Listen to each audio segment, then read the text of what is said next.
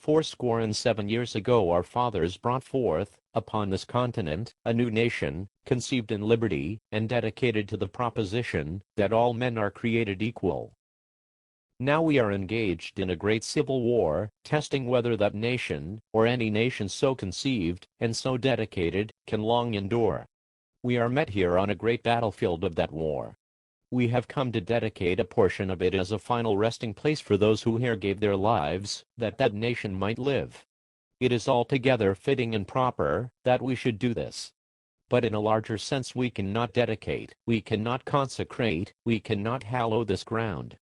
The brave men, living and dead, who struggled here, have consecrated it far above our poor power to add or detract. The world will little note, nor long remember, what we say here, but can never forget what they did here. It is for us, the living, rather to be dedicated here to the unfinished work which they have, thus far, so nobly carried on.